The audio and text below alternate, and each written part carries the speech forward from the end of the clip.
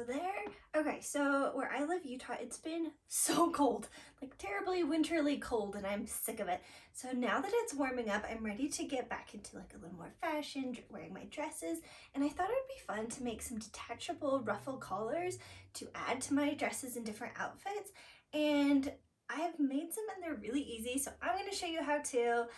Let's sew together.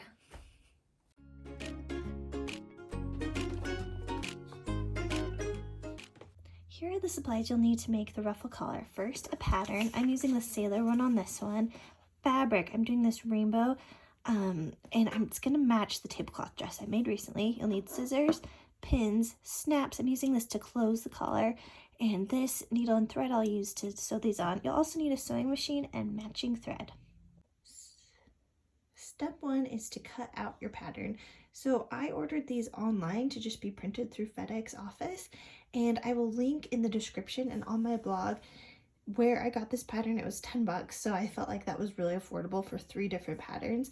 So I ordered it on FedEx. I spent $3 to get it printed, and then it just came on 8.5 by 11 pieces of paper, so I cut those out, and then it shows really clearly where you cut and tape the pieces together. I'm doing a size medium for me, but it comes in up to size large for adult and size 2 for children. So if you want to do a matching one with your child, that would be so cute. The pattern I'm using has 3 different options. First up here is the pilgram. It's a little bit more pointed at the collar.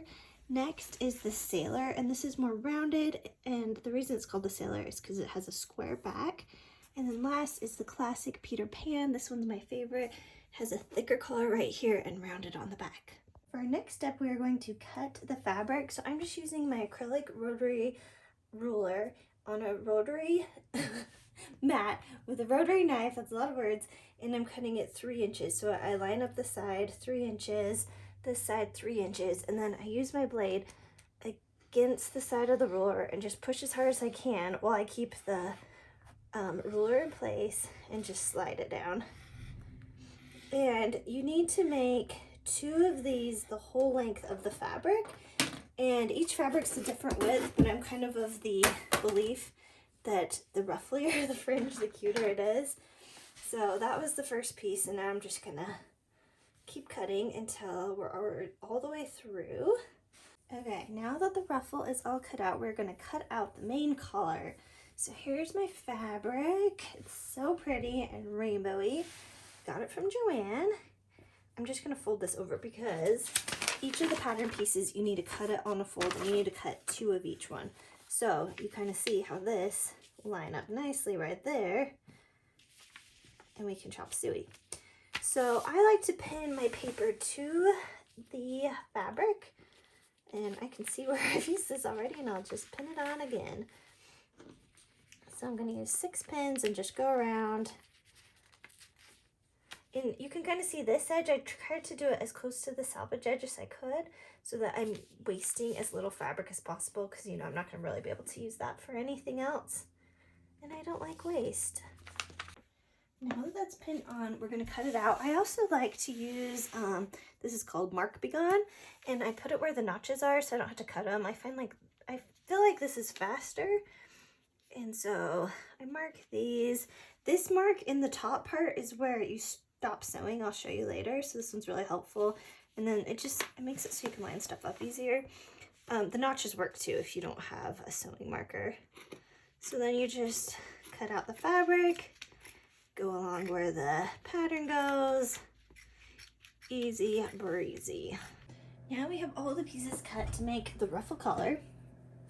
So what we're gonna do is we're gonna take 2 pieces of the fringe, and we're gonna put them right sides together, which I don't know what's right side on this, so it doesn't matter. Right side together, and then pin it, and we will sew it.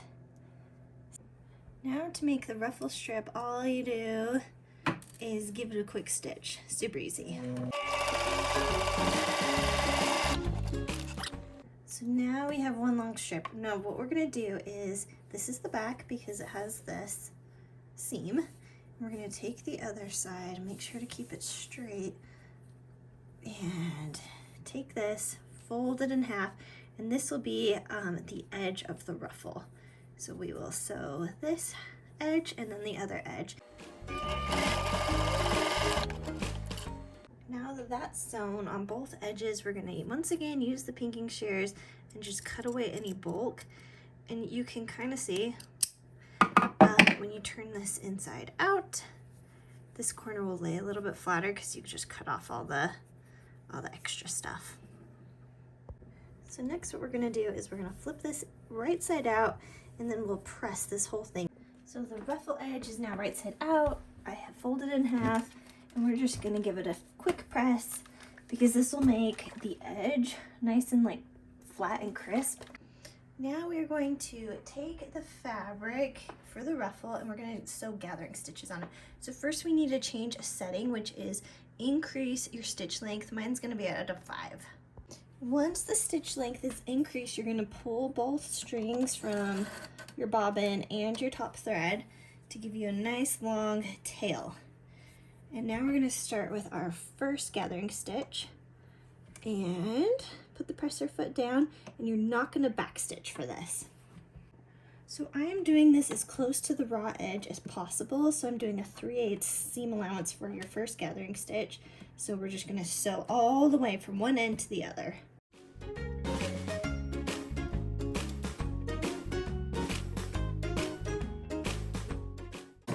So just sew to the end, and remember, don't backstitch, and once it's to the end, pull a nice long tail so you'll have something to hold on to when you do your gathering stitches.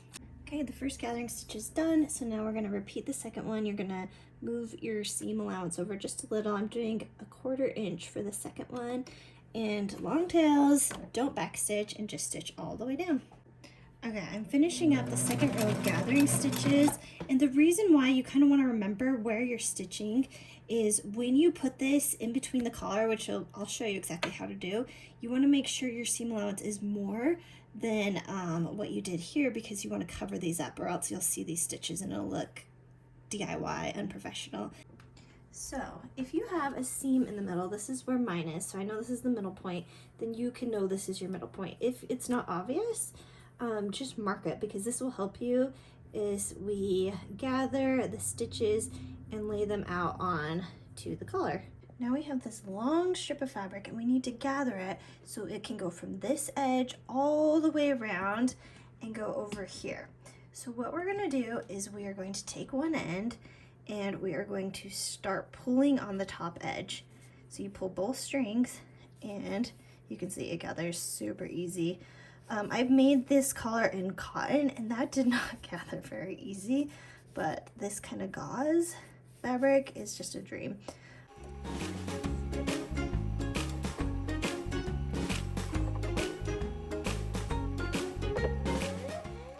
So I've been gathering this for a while, so what I'm going to do is start at the halfway point.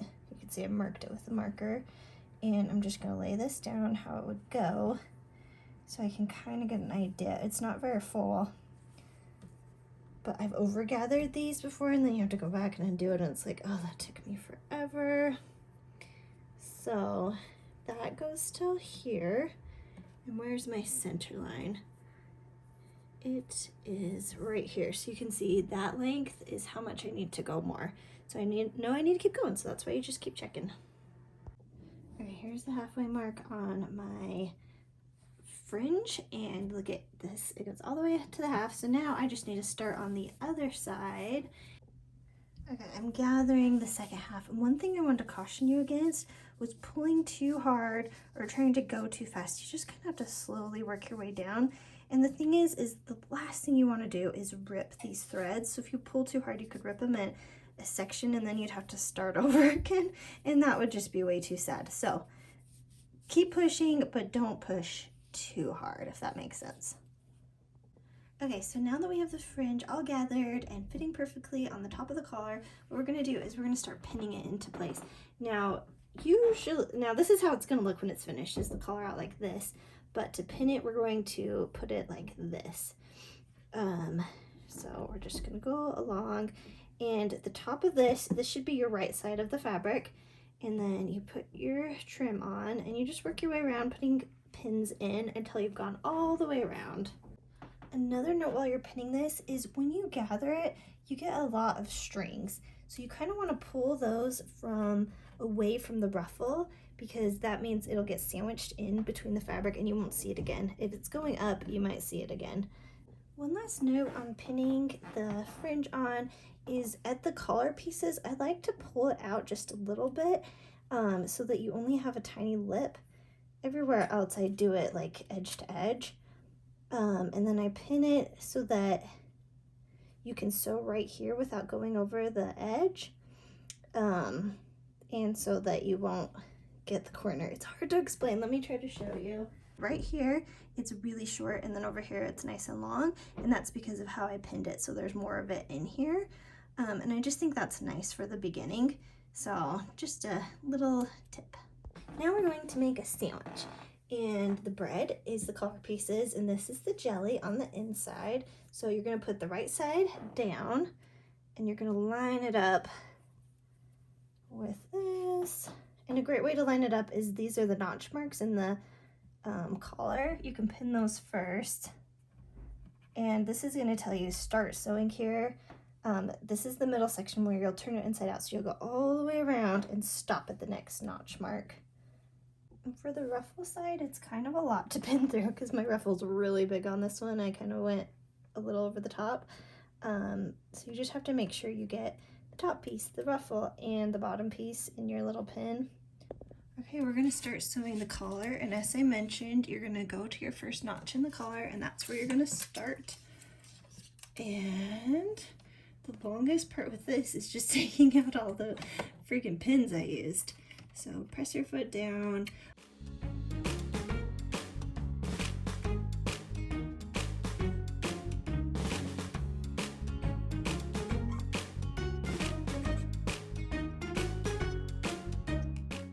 So now that the collar is all sewn and looking beautiful, we're gonna take our pinking shears and cut away any excess fabric. And that was kind of a bad example, but it's it's a little tricky because there's a lot of extra bulk from the gathers, but this will help it lay a lot flatter when it's on you. So I think it's worth like the 2 minutes to just cut it. Once you trim the edges, we're going to turn it right side out. So go in your little pocket, and you're gonna start pulling it out. And this is the first sneak peek you get of how the collar is looking, and it's very cute. And sometimes when you pull it out, you'll see the stitches, and all that means is you need to put it back and stitch in deeper right here. But I'm not seeing any of that. The other thing I am looking for is string. So those gathered ruffles, there's a lot of extra string. So I see a piece here. So I'm just gonna trim as I go so I have a nice clean finished product. Next, we're gonna give the collar one final pressing, and this helps it look really nice, but also right here where it's still open, you're gonna wanna fold that over and iron it shut, and then we will go back over and stitch it shut, but the iron will help it look very nice, very clean, very professional. The last sewing we're gonna do is to sew this opening closed, and I like to have a very small seam allowance. Just go from one edge to the opening to the other. And if you have long hair, your hair will cover this up. If you don't, you might want to stitch from one edge all the way around, just so that it looks nice and uniform. Next, we're going to stitch on a snap at the collar, and that's how it's going to come on and off your neck. And at this point, you're going to decide what's your top and what's your bottom. So this part, I think, looks kind of stupid. I did a bad job on that edge of the collar, but it's no big deal because this one is very cute, and it'll cover that, and that's fine. So even if you make mistakes, you can still be like, okay, this is the top, this is the bottom, and cover them up a little bit, so don't fret.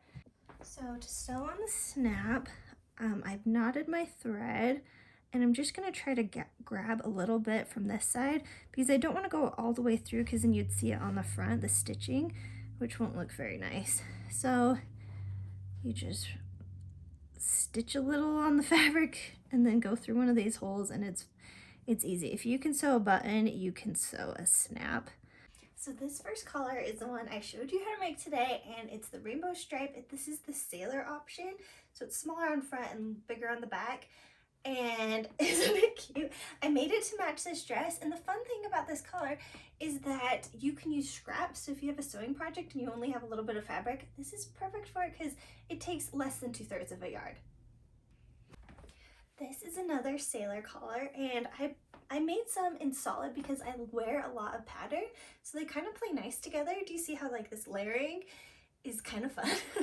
Okay, let me show you the back. So you can kind of see on the sailor how it's a square back, which to me feels a little more juvenile, but it's really fun, and it has the skinnier front. This is the pilgrim collar, and I'm least fond of this one because I do think it looks like you're a pilgrim.